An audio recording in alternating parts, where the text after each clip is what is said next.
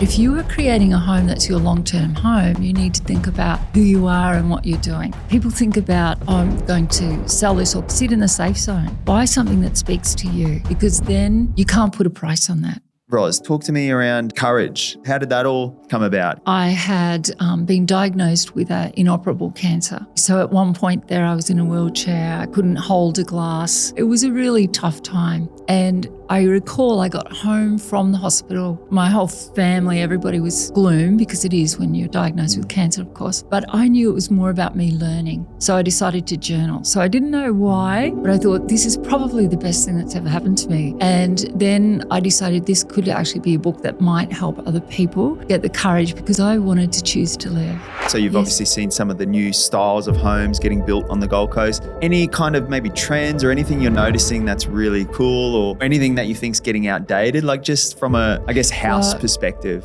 Curious. I was part of a group called Colourways Australia, and we would actually predict. Wow. And a lot of that actually comes from what's happening politically, etc. And then that actually 2 years later, you see it actually evolve into property and design. In terms of design here, I'm seeing. All right, welcome to Buying Gold Coast, another new episode. I'm really excited for this one today. But firstly, before we jump in today's amazing guest, thank you as always for supporting the show. Your feedback is immense to adding value to not only future guests, but just the all-round show and the concept of it. I really want to try and provide as much value as I can to you, the listener. Today is I'm really excited. I guess my whole snapshot, I'm kind of thinking, like, what if the power of property wasn't just in its walls, but in the narrative you bring it? Today, we explore world-renowned designer Ros Banksia-Smith, who transforms spaces. And I feel Ros will add a lot of value to Gold Coast buyers on what they can learn about her philosophies. We had a chat off air. I think her philosophies are going to be amazing, her outlook on life, and just some of her experience. And I'm sure she won't mind. Quick rap sheet. It's a long one, but I'll keep it really succinct. Long story short, look, award-winning interior designer. She's an author, visionary speaker, compassionate human being as well, from what I've learned off air and when we were chatting. She's known for her soulful yet strategic approaches, and some of her award-winning designs have been featured, luxury residences, boutique hotels, beach clubs, wellness spaces all across Asia and Australia. And right here on the Gold Coast as well. She's done some amazing things in the past. But welcome to the one and only Ros Banksia-Smith. Thanks for joining us. It's my pleasure. It's really great to be here, actually. Yeah, fresh off the plane from Indonesia as home now, is it? Yes, it is. I'm based in Bali. So I've bought myself a really gorgeous little villa, which I renovated, and got a lovely life there with 2 dogs, 2 dogs and me. I love that. I guess quickly before we jump into all the design, why Bali? I guess a lot of people probably listening to this, a lot of people in Australia have been there. I've been there, absolutely love the place. You said something off air, which I felt so true. Like you kind of get called to Bali. It's one of those places. Yeah. How'd you end up in Bali? Well, that's exactly it. I felt like I was called to Bali. So I made a decision coming home from New Zealand. I was working on a ski lodge there. Mm-hmm. And on the way home, I decided I'm coming home, but I feel like I need to move somewhere else. Mm. And so 6 weeks later, I'd packed up everything, sold what I could. Wow. Threw the keys of my Merc to my nephew and said, if you can sell that too, which seems a bizarre thing, I know. But I had this big smile on my face, and I thought I would start with Bali. I've worked there for quite a few years, Bali and Lombok, and my brother was based there at the time. Gotcha. So it felt like the right place to go. I didn't realise how much it was going to call me. I thought I was just stepping through. Yeah. But opportunities for work came, and within 2 weeks I'd bought a villa, Wow. which seems a bit crazy because I hadn't really planned it. I bought it on the day I viewed it. Yeah. But it turned out to be a really beautiful part of my life. I love that. How good. And we'll talk on the journey as well, Ros. But take me back, I guess, firstly for context for the listeners, because you've got a lot of, I guess, relationship with the Gold Coast, don't you? Oh, yeah, I love the Gold Coast. Tell us a bit of what you remember of the Gold Coast. Well, I've lived here for years. So Where were you born, just out of curiosity? I was born at Deniliquin in New South Wales. Oh, yeah. Where's that? I've actually never heard of It's down near the Victorian border, but in New South Wales side. Yeah. Quite close to Finley. Yeah, okay, yeah. Which has a bit of history with our family, Finns and Finley. Gotcha. But I was actually living at Griffith at the time. Yep, and I know where that is, yeah. I got an opportunity to work with what was Break Free and became Mantra. And it was such a big decision because I'd already got into design. So, but anyway, I was actually working for the public company to set up their design department. And I thought I'd naturally get it, Gotcha. My brother was the CEO, but because it was a public company, you actually had to go through quite a lot. I was a bit disappointed and pleased by the same side. And that was that brought me here. But I just loved the sense of entrepreneurship that was here, that there's these people that anything is possible. So I loved it. I love the 90-mile beaches, the hinterland at the back. And, it's just been a really lovely part of my life. What sort of era was that on the Gold Coast? Was this recent or long ago? That was a long time ago. Was it? What, like 20 years or something? 20 years ago? Yeah, a long time ago. Just for anyone, I moved to the Gold Coast just over a decade. Give the people who are maybe fresh to the Gold Coast, what was it? What was the GC like sort of 20 years ago? What do you actually, if I take you back a long time ago, I was thinking about this because I was driving up the highway the other day.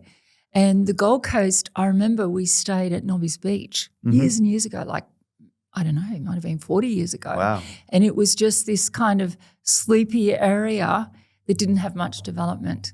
And now it's this bustling place with high rises, and the high rises were fabulous for me. That became part of my working culture.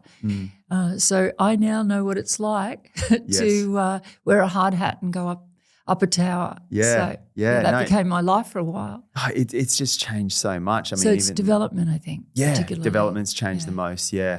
Tell me a little bit then on where did your journey for design, where did that spark from? Like as a child, were you always kind of the design kid at school? That's an interesting question. Yes, I actually have, I think I was really drawn to design from the beginning.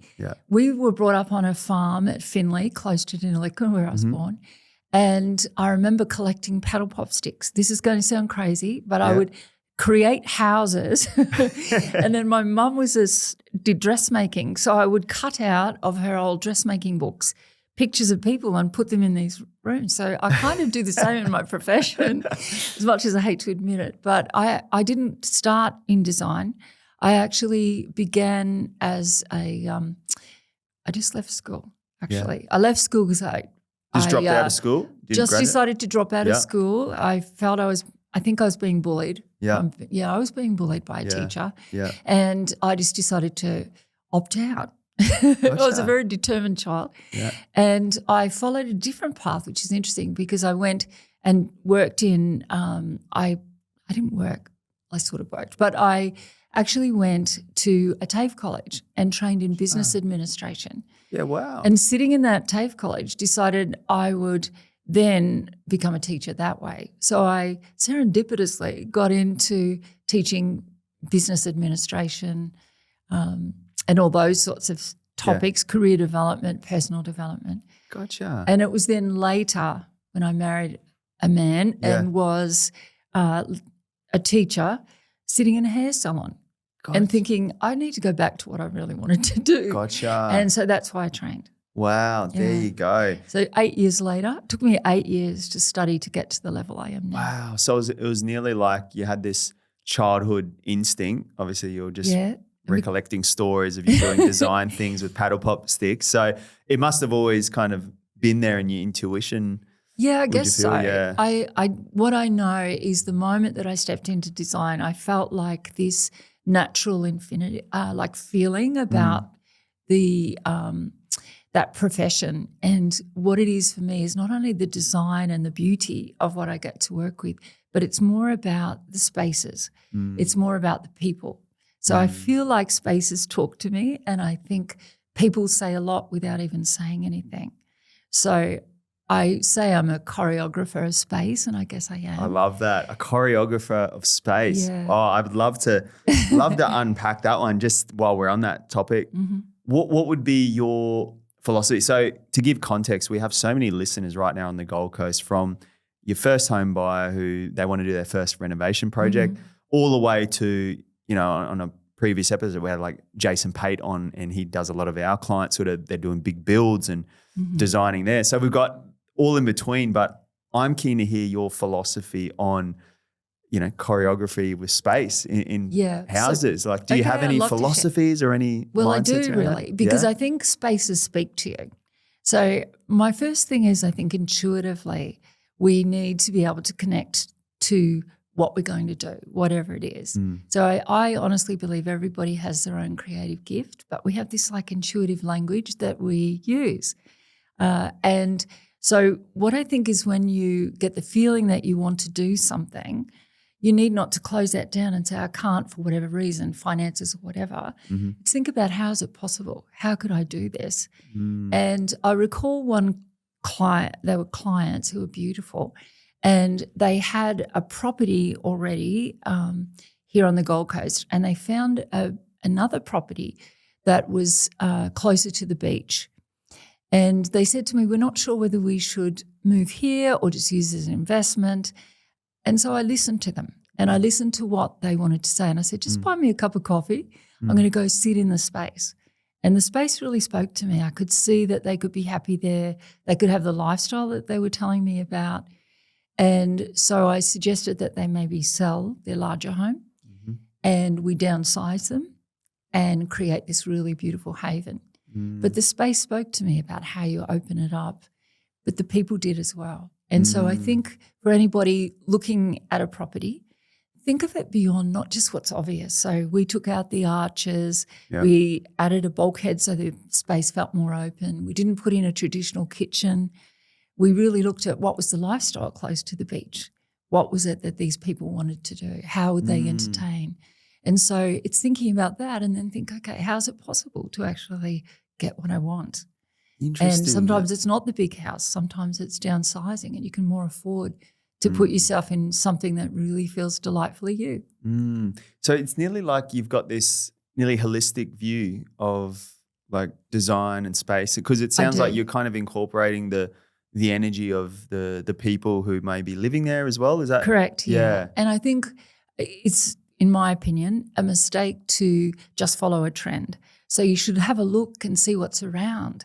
But it's about, who am I as a person? And then not follow that trend, but in fact bring up something that feels like you. So my way of designing, clients always say, oh, you're not like other designers we've worked with. And that's a great thing to me, because my job is to connect to them and be the conduit to how they want to live. And, or in the case of a business, which I do a lot now. So it's nearly, so for anyone listening, I guess a key takeaway there is, I guess firstly, it nearly sounds like as well having self-awareness could be number one, on just finding out what do you actually enjoy. I'm just sort of thinking about it now, the amount of people looking and buying on the Gold Coast right now. Like, have they actually done a quick little check on like, what do they actually enjoy? Like, are they just buying these homes for the sake of like, it seems like it's cool to own that house? I'll give another example. Yeah. I have, of course, bought magazines on design for years. Yep. And I had a client that called me and said, look, I'd really love you to come and help. I've got this room and it doesn't seem to be working. So this is back in the days when I would just do one room. I now tend to be working on full properties and projects, huge projects, but I still love working with clients individually. But this is one that struck in my mind. And what actually happened was I walked in and I could tell the magazine that she got it from. But what she didn't do was understand how colours work against each other, how your property is different, the lighting is different. So every single thing is individual. And it's not about copying something else that was done. I think be inspired by it, but think about your own level of light. Think about your own personality. And then from that, you can be successful. So if you can't do that yourself, I suggest work with a designer, but work with one that's open to really listen to you as well. What do you think are some of the biggest mistakes you've seen in all your expertise and working for so many years in the design space? Are there any big mistakes people make when, say, designing a room or a house? Like, is there any fundamental mistakes you think are common that the everyday person makes? Probably just copying. Copying, I think copying. I just visited some clients right now that have been clients of mine for years. Yeah. And we laughed actually about this in our visit that we've just had.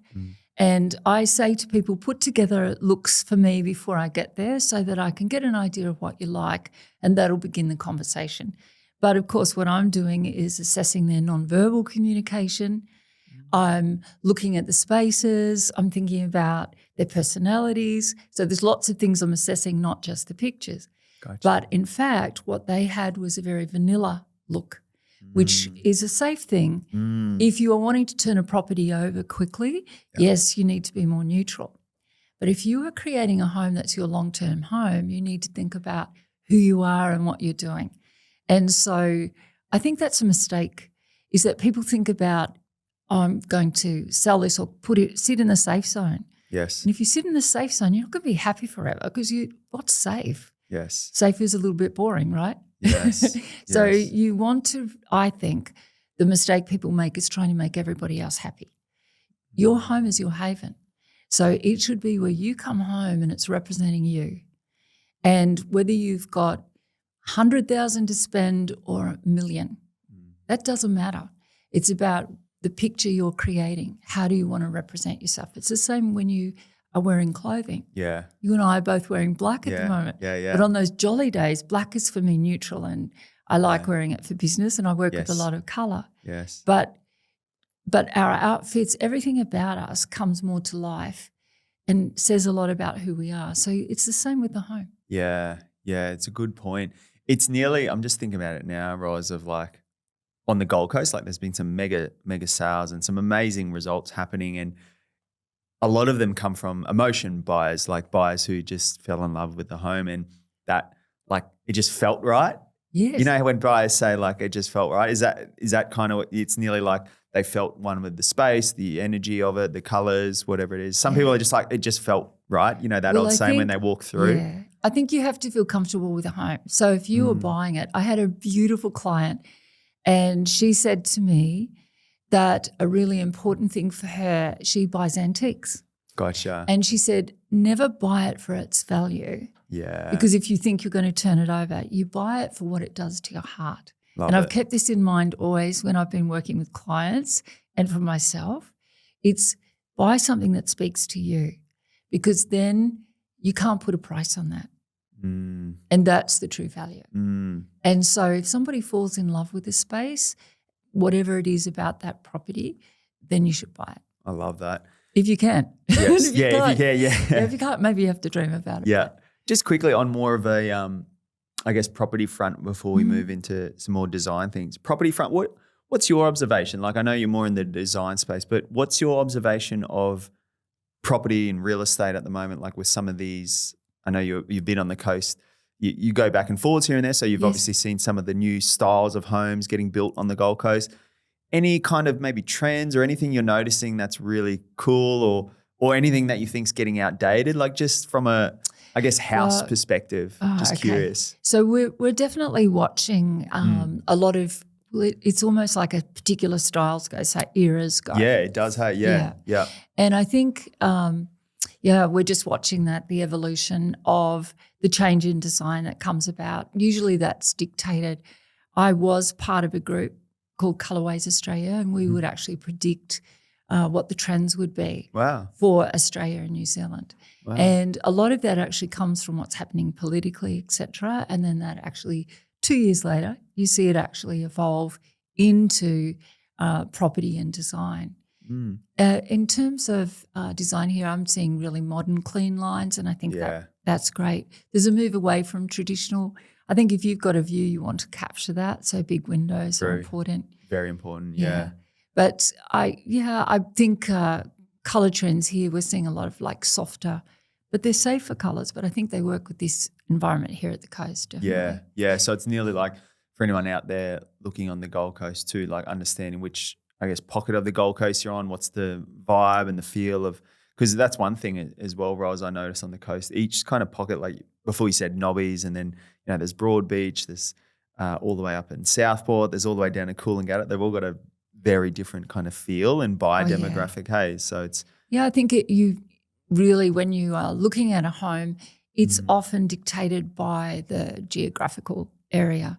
So it depends where you live. You're living close to the beach. If you're in a more wintry place, you want smaller windows, you want thick drapes. You don't use any warmth interlining here, but you definitely do if you're in a busy place in the city, so drapes are much heavier. So that sort of thing, that helps insulate the house from sound and also from temperature. I love that.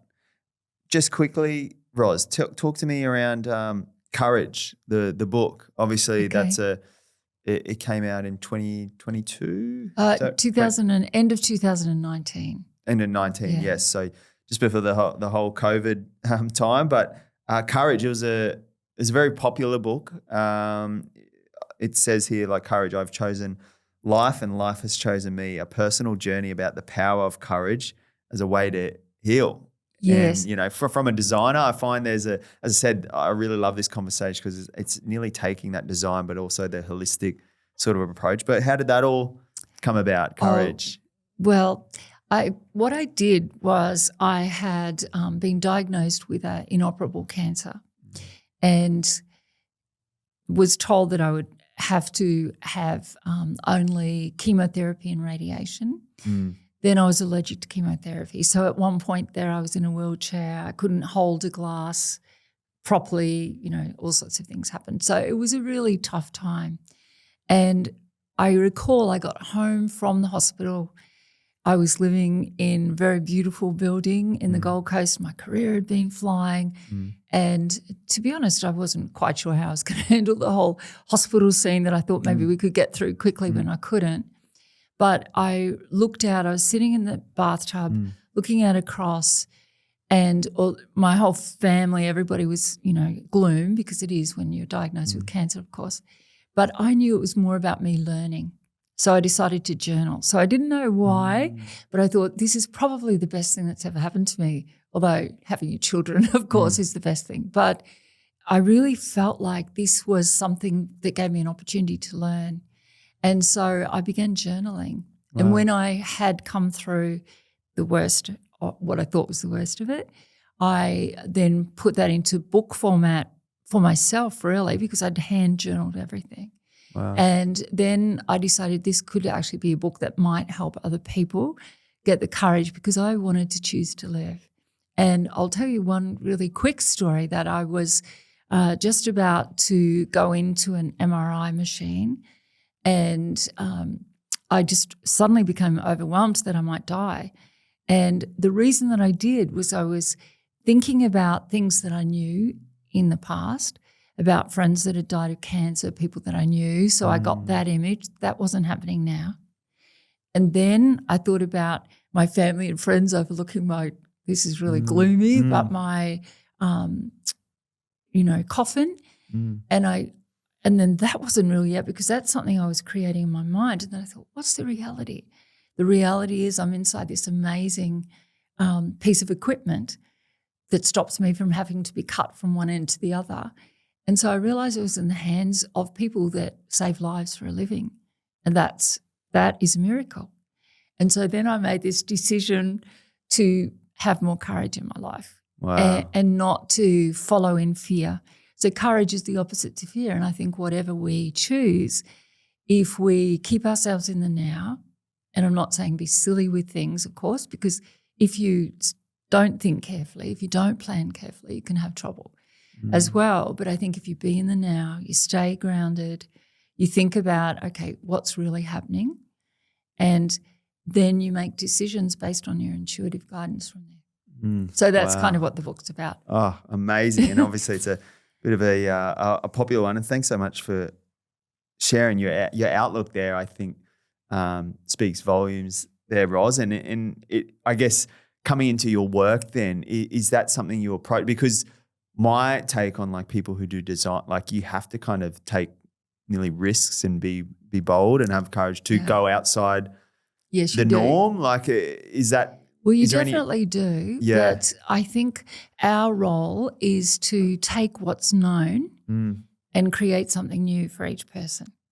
So that's where I probably move away from following a trend. And I tend to think it's better to personalize your design. And not to think anything against, because there are so many great designers that just have a style and people will go to them for that reason. But I think that every single person that I have worked with has this incredible gift of the vision of how they want to live, etc. And so to me, the gift of my work is being able to bring to life that vision, and people will walk around and then they're like, I can't believe this is my home. Or I've had people cry that for a good reason. Yeah. I've had them cry when I presented their mood board. So I would listen to a client, hear what they're saying, and then come back and say, this is what I saw.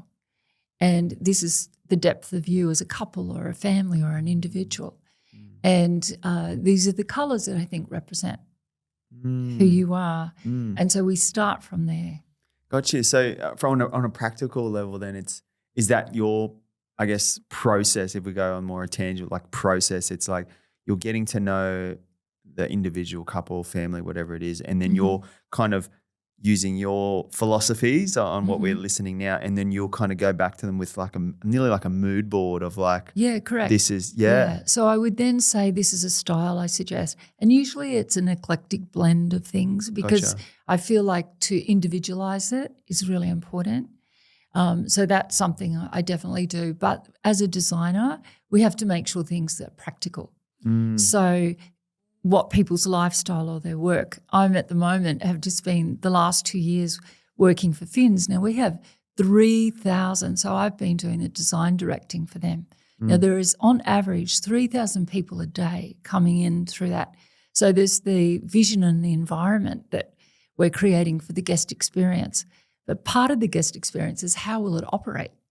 And so another thing is I've got to make sure that floor surfaces aren't slippery, that we've got an 80,000 Martindale minimum because we've got a lot of bums on seats there and they just don't even just sit there. They're going to get up and dance and be on the equipment and the tables. Every table can take someone standing on it. But don't go standing on it at your own risk. But so there's a different way, but that's the designer's role is to take the vision and create the look, but then make it practical. I was going to say, I had clients, some beautiful elderly clients, and they loved high polished floors. So I then found a special finish that we could put over that floor that gave it an R9, which is a slip rating, which is suitable for wet areas of homes, but it still looked polished. Gotcha. I had a fabulous client who loved to entertain a lot and wanted to put the most amazing marble, which we did, through his home,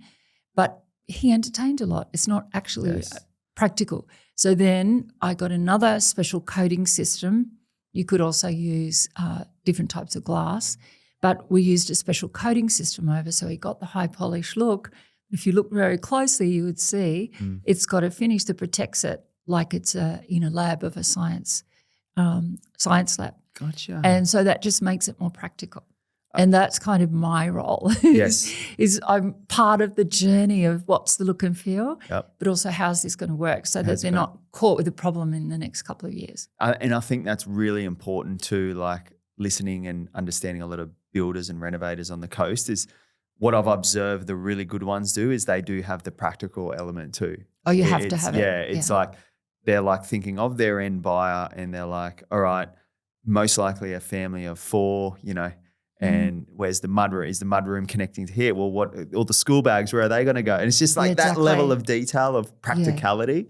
Yeah, you have to. So every single component has to be thought about for the house to be successful, I think. I love and you've got to get to know your client, whether it be a person or a business. You need to understand really fully what they do, how they like to live, how they like to entertain. Yes. Yeah. So it's that's a really good tip, Ros, I guess. Key takeaway for anyone listening in the renovation now or design is like thinking if you're doing this to maybe sell and make who's the eventual buyer potentially going to be, or what's the demographic of that area, and understanding them a little bit. And where is it worthwhile to spend money? So really good point. A lot of times cosmetic things I would not spend a lot on. to be honest, if you're just wanting to flick a place. Yep. But it's like the quality of the carpet, the level of the flooring, the things that will give you a reputation or make your life easier as you live. I remember clients coming to me and saying, I found this fabulous carpet and it's at this price. And of course, it was a great price, but that carpet would probably last 2 years. So it would be actually wasting money, in my opinion. So they're better to try and buy really well within their budget at something that was stronger, that would stand up longer, because people often don't think about that. But you don't want to 2 years later to be thinking I have to replace things. So where there's wearability, where you've got to look at the maintenance, those things, you need to spend more money. So you're better to have less and have better quality, I think. I absolutely love that. And just before we jump into, I'm super keen to unpack the whole Fins journey, because you mentioned Fins just a second ago, and anyone that has never been there, it's the Fins Beach Club over in Canggu, isn't it, in Bali? Correct. Yeah. I've been there. Phenomenal. And I had no idea you actually were behind the award-winning design of that, which we'll go into. But just on the renovation side, it probably brings to the property of the week, brought to you by the Srama Group Buyers Agency here on the Gold Coast. So Eleonora, sub 1.5, it was purchased for, completely off market, a family. It's an absolute renovator. It's a current 3-bed, but they're turning it into a 4-bedroom, which is a common one that a lot of people are doing with the garage and carport, thing like that. So northeast facing rear with a pool too. So if you want more information on that one, or if you're looking on the Gold Coast right now, get in touch with the team at the Srama Group Buyers Agency. But Ros, I really want to touch on, so Fins Beach Club, I had no idea. Yeah, so you were the lead designer, bit of a family project there. Makes sense. So is that where the name Fins kind of comes from, is it? Or yeah, so our family grew up at Finley. Yeah, there you and go. when we moved to the coast, we moved to Harvey Bay actually. My brother had a hat with Finley on it, so everyone called him Finley, and he said his first son he'd called Finn, which he did, and then he ended up with Fins Beach Club as a project. So Fins is really my brother's business and his vision, and he's a really clever entrepreneur and has had lots of success here on the coast and now in Bali. And so I don't want to in any way take away from that. But a couple of years ago, I actually joined him to help refurbish the club and create the new extensions. So I was leading the design for that. And I said, let's put this in a competition because it's the world's best beach club. Let's see if if it actually for lives my up, side of things, do the interiors actually stack up? And I knew people were enjoying them, but we did really well. So for me personally, that was quite an accolade. So we won the Asia's Best Retail Design and Asia's Best Hospitality Design. And then a couple of other awards that I'd placed in were runners-up as well. So that was kind of an exciting way for me to return to design because, as I mentioned before, I'd had the cancer. So I'd been out of action for a little while. Wow. I guess it lives up to what you were saying before, the courage to get back on the horse and, and to achieve something that scale, right? And well, I think if you knew my brother, you would say large scale is the only way he does things, but he's very clever at what he does and how he goes about it. Yeah. And for me, it felt like grounding because I was getting offers from other companies as well, but I chose to ground and work with Tony, and it's been a completely delightful experience, I'd have to say. I bet. Tell us a little bit on your theory then. So, because there could be some key takeaways here from we're now going off residential. We're talking like, big. This is one of the world's biggest beach clubs, right? And as you said, the amount of people that I could imagine come through there daily, it's a lot. Yeah, it's a lot. I've been there. I felt like I was in another world. So what's your mindset when taking on like, this isn't a house, this is a beach club? Like what's your philosophies, or is anything different? The thing that I would really say is it takes a village. So it's not just me and it's not just my brother. Tony has the vision and he creates but then he has a whole lot of people that work with him. So we've got over 2,000 Indonesian staff that are all trained in their particular areas. And then there's a whole lot of staff that have come in from around the world in all the different components, food and beverage, operations, the wine specialists, people, sales and marketing. It's endless.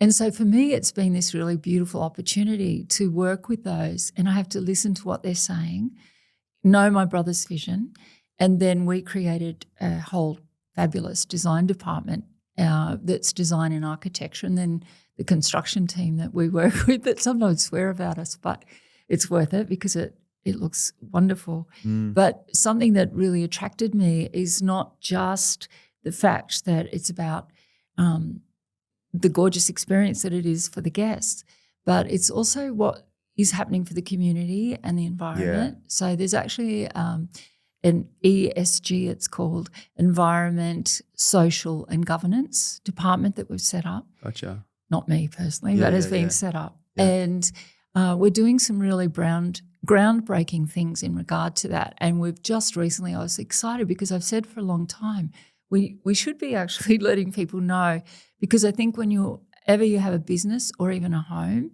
it's really important to not just think about yourself in an insular way, but what's the whole experience. And for me, this was really phenomenal.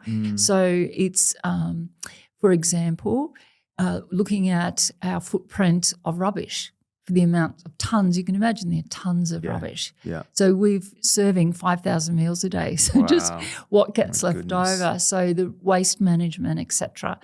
We've now recently purchased a Bebot, which is a robot that goes on the beaches and helps clean. We're wanting to reduce our footprint for waste, and we've started a waste management it's another whole division, and we've gone from 80% waste management down to 20%. We're hoping to go down to 5% by the end of 2026. Wow. The robot's part of that process of how we can control and use the waste and manage it properly, but we're also then cleaning other people's beaches as well. Unreal. So it's not just about us. And then the environmental programs that we're doing generally, like working with community. So one is Stella's Child, where we work with people of underprivileged areas, but then actually bringing children that would normally be forgotten, and we've started our own academy now. So as you can see, there's a real attraction to that because I've been in love with the thought of philanthropy, and I work with Plastic Angels on a regular basis. But what's happening here is those children are getting educated through our academy, as are the people that are in our on our employment, employees. Yeah. And it's like celebrating them, helping them get better qualified. And then we obviously offer positions to as many as we can, or they go out and they're able to get careers with other hospitality or businesses. So just recently we've started funding an enlarged helicopter, because a problem is people come to the island, they start to party, they take that trek that they probably weren't really fit for, and now we've got a helicopter that can come down and rescue them in Bali and other islands. So it's like far more than you'd imagine. There you go. And that's just the tip of what they're doing. But the great thing is, from what I'm involved in from a design perspective, it's much wider. Yeah, it's actually, and that's what I promoting think, impact and and I just think it's nice for businesses and people to be more conscious about what they're doing. Yeah. Just out of curiosity, I reckon there's probably, everyone's always going to Bali, or there's probably someone listening right now about to either they're listening to this podcast, boarding the flight to Bali or heading soon. What's your favourite part of the Finns beach club? Like, is there a certain, is it the DJ? The first thing that comes to my head is when I walked in, you know, where the DJ is, and big, it feels like a, I don't know what so we have our, what was the main huge platform, but there is now a second one. So we really do, so we've created a garden party.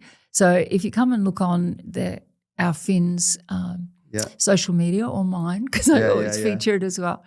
But I'm really proud of the garden party. It's a great, and there's a second DJ, but we actually have technology that allows each DJ plays, but they're playing the same song. So one rests, the next one's playing. Oh, no way. And so all the timing. And then we have now entertainers. So we spend so much on this fabulous entertainment. So if people come from 3 years ago when you said you had last been there, it's totally different. Is it? Yeah, so we now have this amazing entertainment and music department, and it's phenomenal. And it just takes people on this journey. So when you come, and it doesn't matter where you go through the actual club, each section has its own personality, but the same music is being played. But you have different entertainers with different outfits, and it's just amazing. And you can either book and stay. People can actually book particular areas,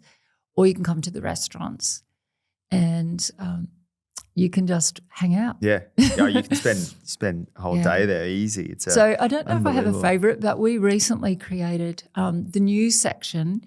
I used for that a luxury boat coming into that. Gotcha. And so we've tried to create the whole section of the new VIP, and some of it's being built at the moment, so the public can't go there yet. Wow. But 4 of the cabanas are done, and it just feels like you're in a private section of a yacht. Wow. And you have your own toilet and shower and change rooms. And Gotcha. and then your own little infinity pool. And we even put in these great ice buckets where people can do drinks and shots around their pool. And unreal. So it's really, experiences within each section. So I guess even from applying that from a residential point of view, because I went and caught up with one builder who's doing amazing things, and they've got a house on the market now in Broadbeach Waters. It's amazing, but their philosophy around that, each room had its own like personality and feeling, but the whole house still felt connected. Well, I think that's a really important thing, and it's taking me back to a project that I did here on Hedges Avenue. And what I think is each room should have its own personality, and really think about what's your lifestyle and how would you like to use it. Yes. But if you have an extra guest turn up, you should be able to go to that bedroom in the back corner and bring a chair from there and bring it down, and it still works. So you need to have synergy. You need to make sure that your home actually works in all facets. You don't want to walk from one room to the other and it jars, right? Yes.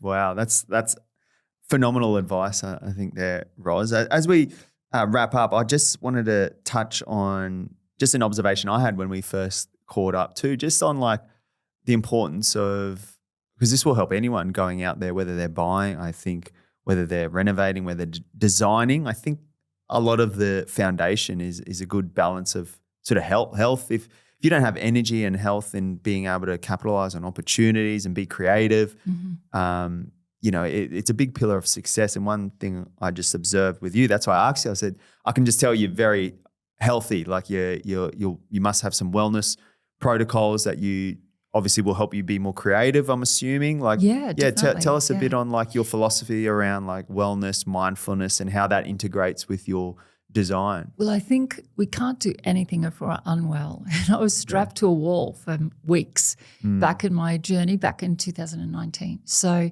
I think I've lived what it is to not be healthy. But I think it's more than just physical health. So it's mind, body, soul. And I think we should all have a sense of being conscious about what our health is, making sure we're physically well, but also what's our wellness in terms of our spirituality. Do we believe in something? What's our connection to each other? I think that's really important.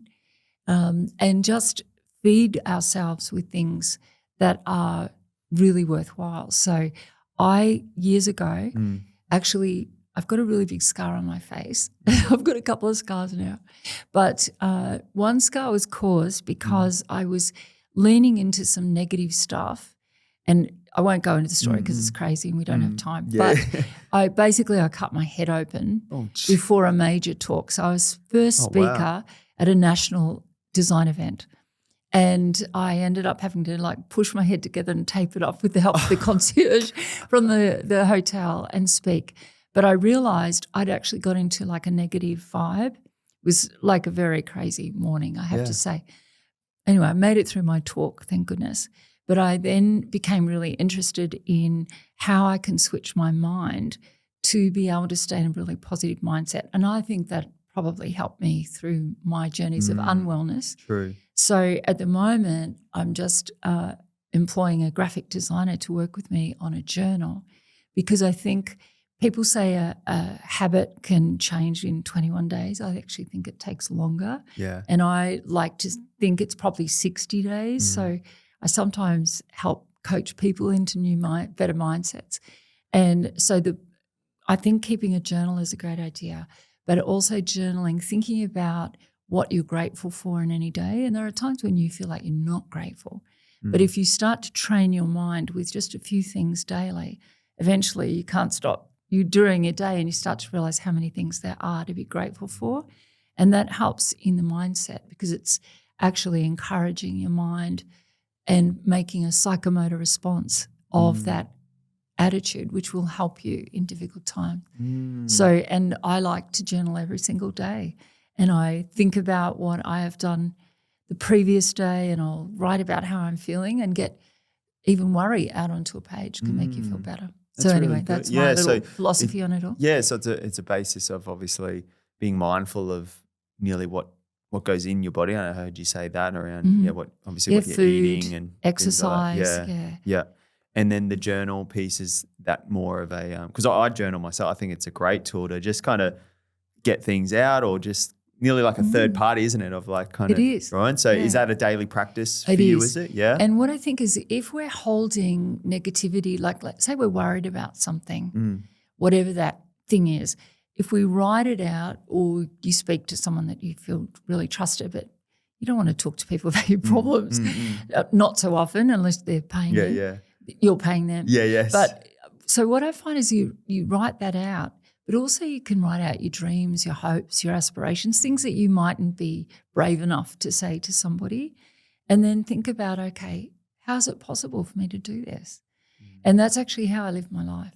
So I did that. I bought recently a new home, and I actually journaled in the morning before I went to look at some properties. What would be my dream property? And of course it had to include, it needed to be renovated.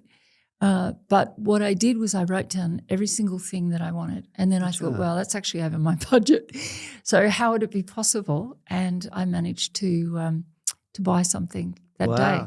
I was going to say, that's actually a really cool exercise, really practical, right? There's so many people listening right now. We're on a Friday, we're gearing up for Saturday. There's going to be lots going to open homes.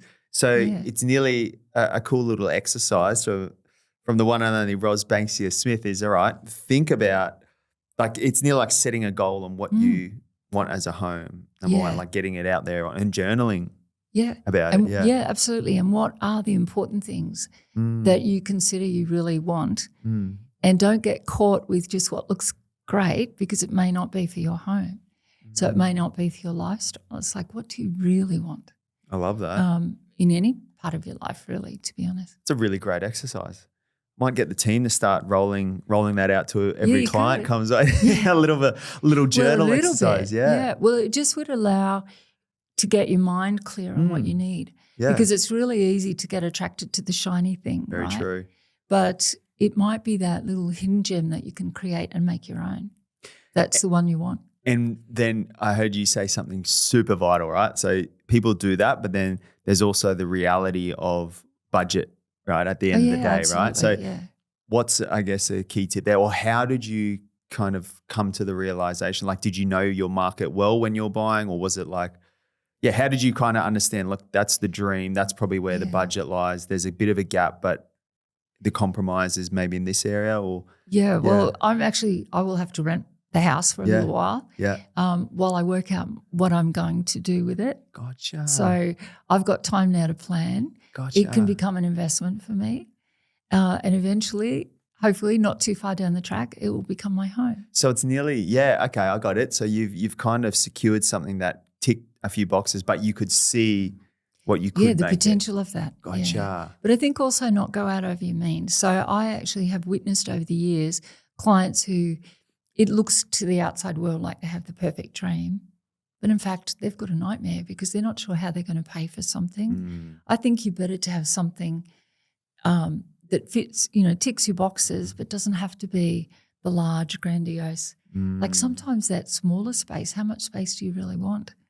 how do you really want to live your life? So thinking about, and it really, if I go back to those original clients we spoke about today, they had the large home, but in fact, a smaller home still gave them a guest bedroom. It still gave them all they wanted, and they could actually get the look and feel that they wanted, and a lot of the tricks that we put into it gave them the lifestyle they wanted as well inside their budget. Whereas on the home, because it was so large, they'd probably have to compromise on different rooms and things like that. So I think it's like, do we really need everything? And of course, I'm not going to say don't go for it, because I believe in anything's possible. But most certainly look and build yourself to things. You don't have to do it today. If you got everything on the one day, if you got everything that you'd like to eat in one day, you couldn't do it, right? So it's the same with life. It's just work your way towards what your dream is. It doesn't have to be today. You're just on your way. I love that. Absolutely amazing advice. I think one thing I've taken from today's chat, Ros, you're very intentional with a lot of what you do, whether it's your design or which I think is a huge reason for not only your success, but I see it a lot with a lot of successful people we have on the show in their expert fields, is they've always kind of very intentional. They're passionate about what they do. And one thing I wrote here, a lot of your, I guess, strategies, if we're taking a key strategy out for the listeners, I think you've always got the end in mind. Like you actually spend time and think around, what do I actually want? What dreams do I want? I don't think people don't do that enough. Yeah, maybe not. Yeah. So I think it is important to think where you want to be in 12 months from now, in 2 years from now. And then you work out how is it possible to get there. And so, yes, I'd love to move into the big fancy home straight away, but that's not actually going to be possible. So it's like, how do I get the steps to get where I want to be? And just a last piece of advice, Ros, this is just philosophy on life. I think you would have a great answer just from getting to know you a bit. But like, what's your advice to the person out there, maybe now, who's kind of the impatient? A lot of people are impatient too. Like they want something now, but you've gone through an amazing journey. Like your story's amazing, and that book, Courage, I suggest reading that one if you haven't, because you would probably get a lot of tips out of that from what you've been through. But the balance of, by going through that, you seem like a really present person too, and being in the moment. From what I don't know, that's what I'm picking up. So it's kind of like you're very ambitious, but you're also, maybe you also can't forget what's right in front of you. Well, I think a really important thing for me is to enjoy the people that I'm with. So if I go for dinner, I'd rather put the phone away and really talk to that person. And that's actually how I've probably had success, I think, with clients, whether they be commercial clients or otherwise, like, my residential clients, is because I love people. And so I love that journey of getting to know people. And I think being present with them is important, because then you actually get to learn the things that they may not say to you otherwise. Unreal. Wise advice, Ros.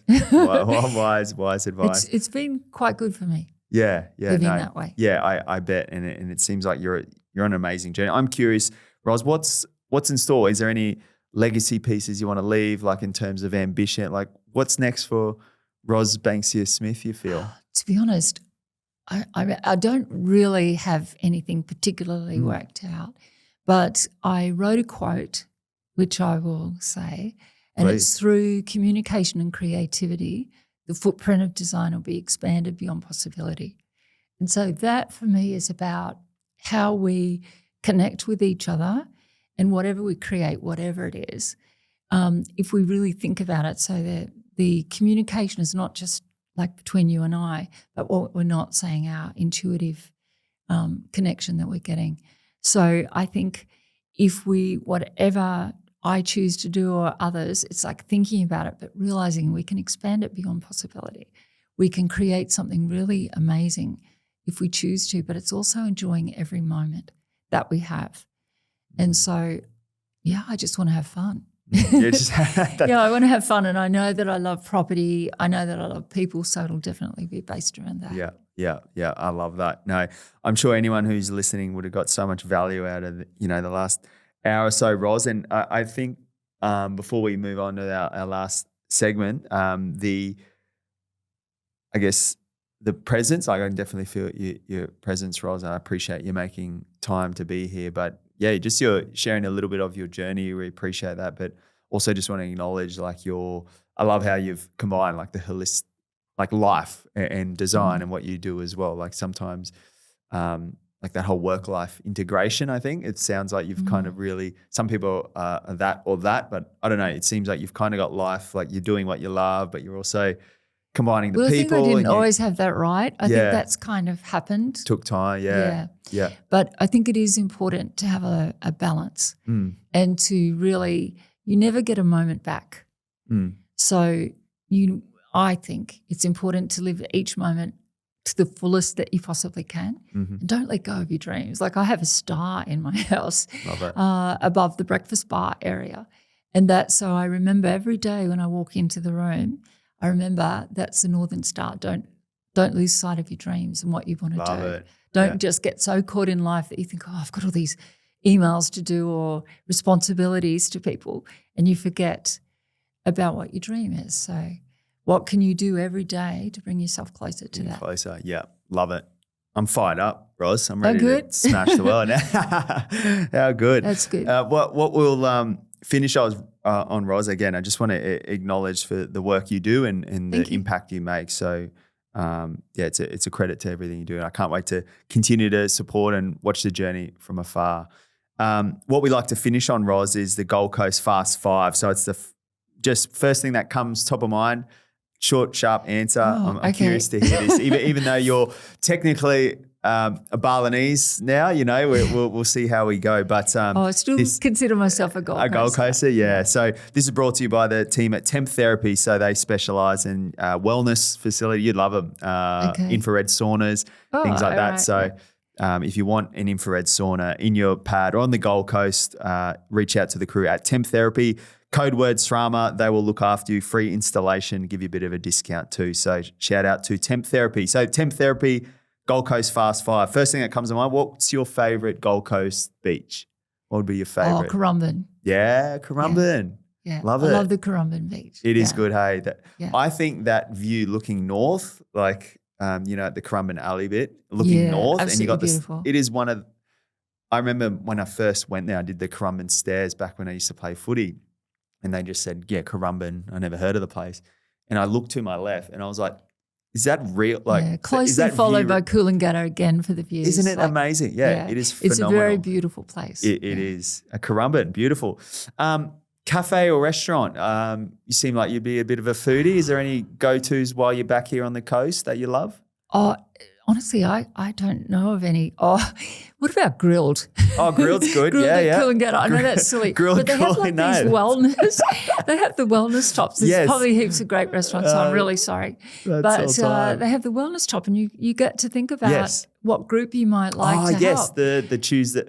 I love that. So I actually feel like they're conscious business. So that's why that's social impact. To mind. But do you know what's hilarious? Sorry, it's a bit crazy. Hilarious. I was like, you're so well travelled and been all over the world. I'm just happy for a hamburger and a top to put in. Do you know what's funny though? That every Sunday I eat pretty well during the week. I always eat clean, and it's the only place where I feel like I'm having an achievement, but it's still clean.